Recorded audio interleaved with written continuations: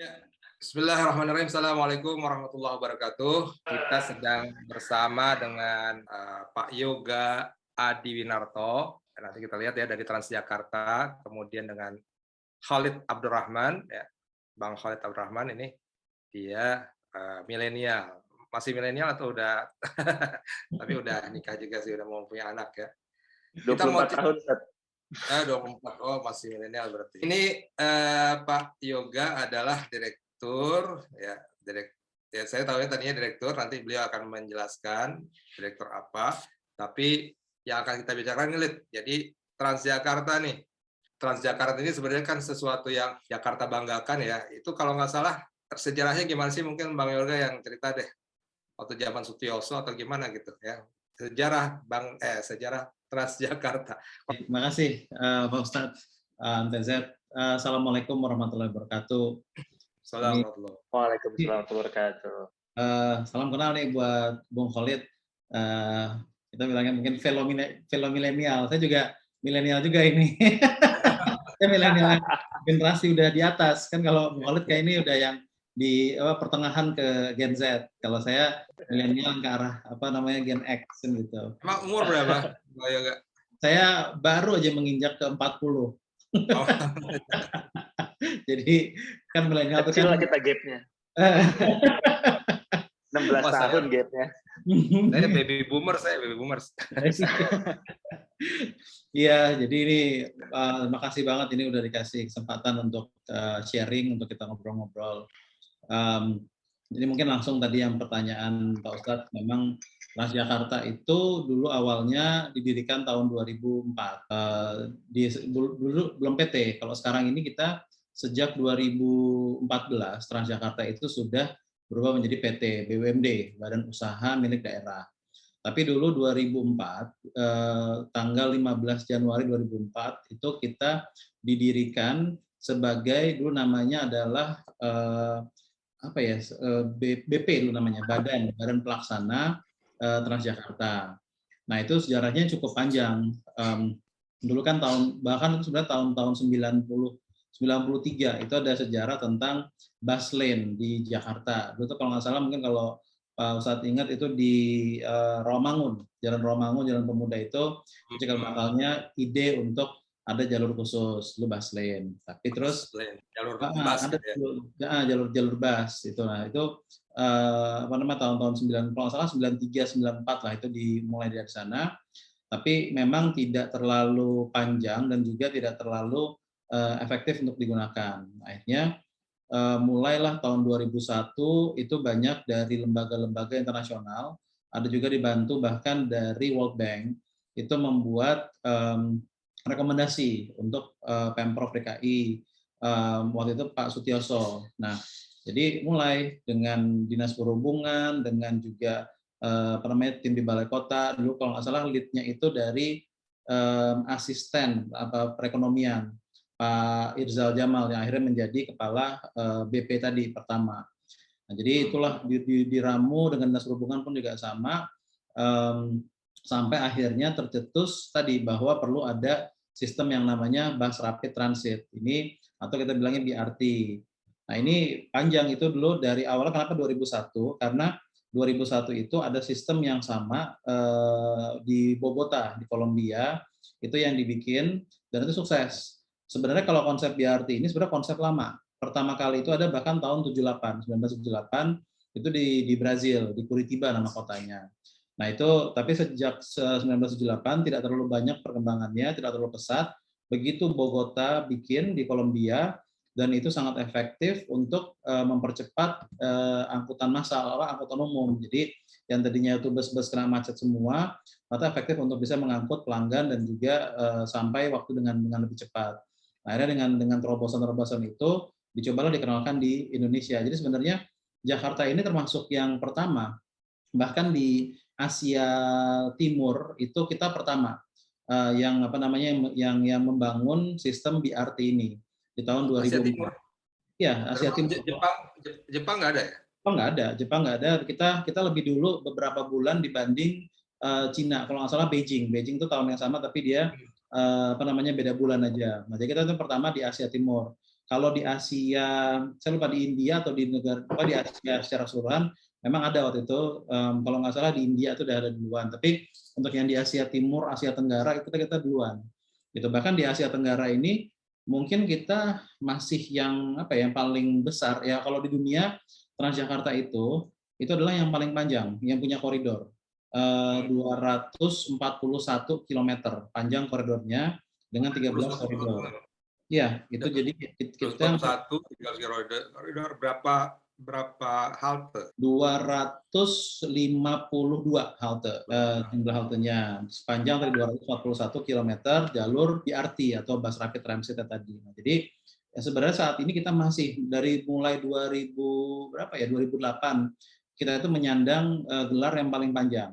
Tapi memang dari sisi pelanggan belum yang paling banyak. Yang paling banyak itu masih di Bogota, terus juga ada di Istanbul, di Turki, itu juga masih lebih tinggi lah dibanding di Jakarta. Nah, tapi memang kita termasuk yang apa ya, dibilangnya mungkin percontohan juga dan membuat inspirasi-inspirasi buat negara-negara lain, terutama di Asia Tenggara sama juga Asia Timur. Gitu. Jadi dulu banyak tuh ada beberapa delegasi-delegasi yang dari apa namanya negara-negara, contohnya dari Myanmar, dari Vietnam, bahkan dari Malaysia pun itu pernah. Nah, kebetulan kenapa saya tersebut 3 negara itu karena saya sempat waktu itu jadi hostnya sebelum di Transjakarta, masih sebuah lembaga, saya tahu banget itu banyak apa, terus sempat juga dari Bangladesh, dari mana. Jadi memang kita Jakarta ini menjadi percontohan buat mereka. Awalnya itu memang ngelihatnya pertama dari luarnya dulu, fisiknya, haltenya kayak gimana, jalurnya seperti apa, mereka naik menggunakan itu.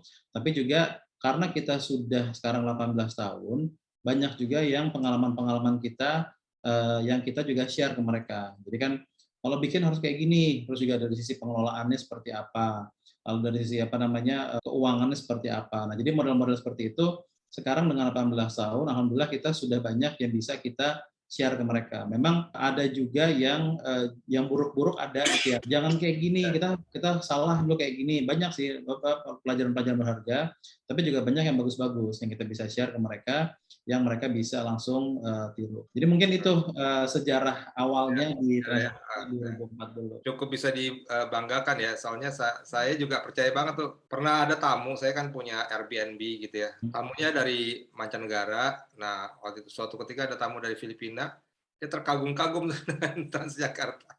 Di Manila nggak ada kan. Khalid ada pertanyaan nggak tentang sejarahnya dulu tentang Transjakarta? Ya, kalau misalnya sejarah Transjakarta ya alasan kenapa dibuat Transjakarta di Jakarta itu kenapa sih Mas Yoga kira-kira? Karena kan kita juga bingung nih kenapa cuma dari Jakarta doang gitu. Jadi sebenarnya gini, ini mungkin juga salah satu mungkin bukan mispersepsi lah, tapi saya pikir harapan lebih gitu ya, bahwa orang berharap selama ini kan kita bilang bahwa Transjakarta atau angkutan umum kita bangun untuk mengurangi kemacetan. Itu sebenarnya kalau kita lihatnya itu adalah efek samping.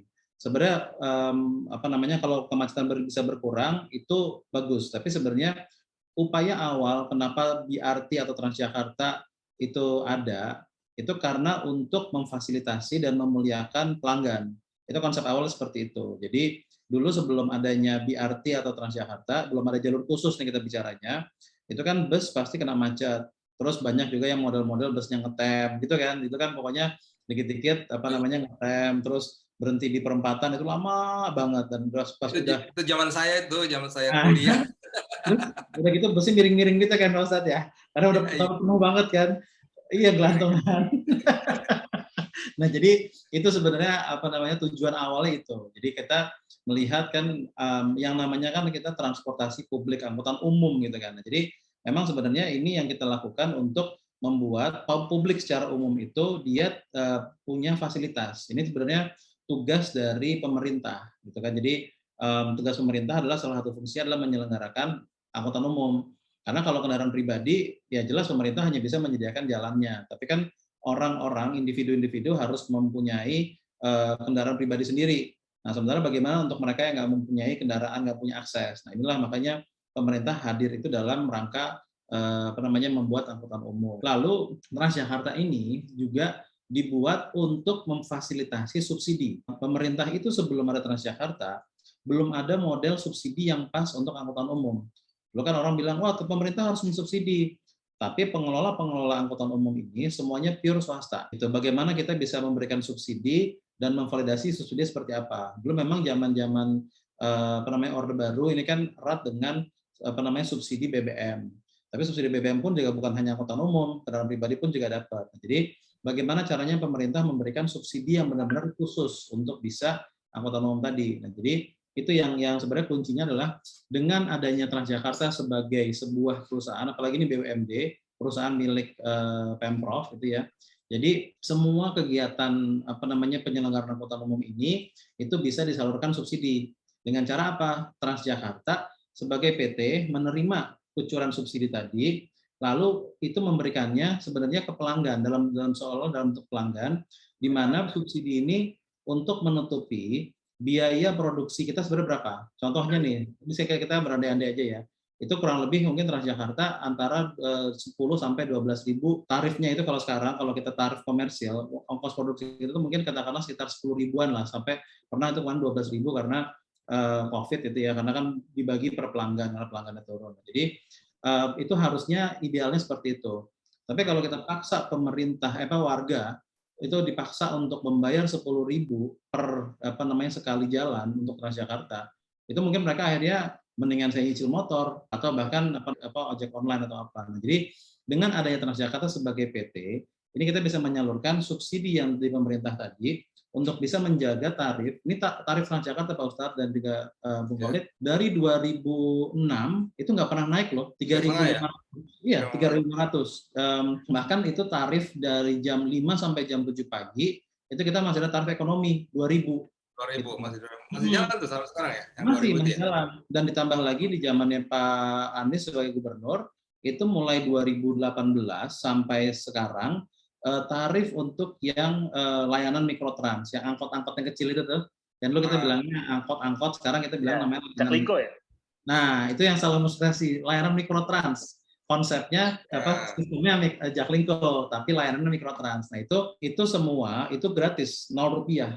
Nah, siapa yang bayar? Yang bayar adalah pemerintah sebenarnya. Di sini Pemprov antara peran dari eksekutif dari sisi gubernur dan juga dari DPRD yang juga menyetujui anggaran tersebut. Jadi sebenarnya subsidi ini itulah yang dinikmati oleh warga.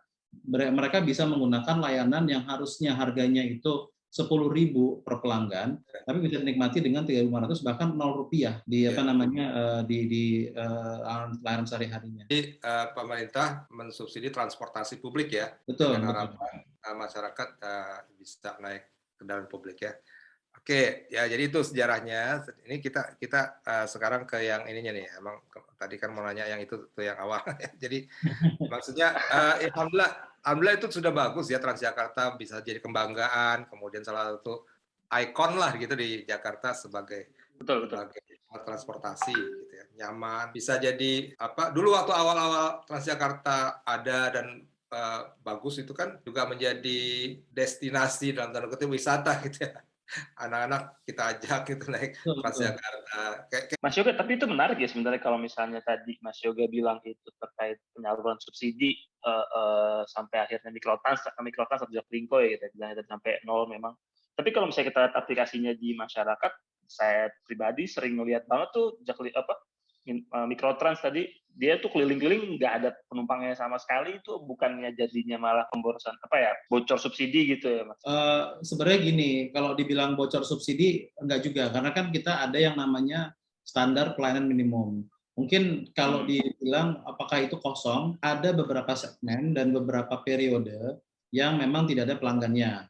Itu wajar namanya juga kita kan sancananya mungkin antara jam 10 sampai jam 11 gitu ya, daerah perkantoran itu mungkin orang sudah masuk semua. Tapi masalahnya kan gini, yang namanya layanan angkutan umum kan kita juga harus pastikan istilahnya kehandalannya, bahwa dia itu selalu dipastikan tiap 10 menit itu ada armadanya. Jadi kalau seandainya itu armadanya nggak muter atau nggak balik lagi, itu sama kita kembali lagi ke yang zaman dulu, di mana nunggu dulu ngetem gitu kan, nanti baru dia lewat. Nah, jadi justru ini yang itu adalah cara pemerintah atau cara kita sebenarnya untuk memastikan kehandalan dari sisi pelitinya. Jadi tiap 5 menit atau tiap 10 menit itu itu selalu ada armada yang lewat di sana. Memang ini dilemanya di Jakarta ini karena kita lihat sebenarnya kan orang lebih banyak di luar tinggalnya, di luar banyak, jadi pergerakan kita itu adalah aktivitas di tengah, terus udah gitu semuanya ini di luar semua. Jadi kalau pagi hari itu berbondong-bondong semua ke dalam gitu kan. Nah, jadi pada saat keluar, jadi mungkin tadi yang Muhammad lihat itu ketika dia kosong, itu adalah pada saat dia pulang, pada saat pagi hari gitu, arah keluar. Nah, padahal kan pagi-pagi ini kan orang banyaknya dari dalam nih gitu. Nah, jadi yang kayak gini-gini yang memang kita ini mungkin panjang nih isunya karena terkait dengan tata guna lahan dan lain-lain. Tapi minimal tadi yang kita dorong itu karena kita harus pastikan kehandalan dari si armada itu tiap di 10 menit atau tiap 5 menit itu selalu ada layanannya.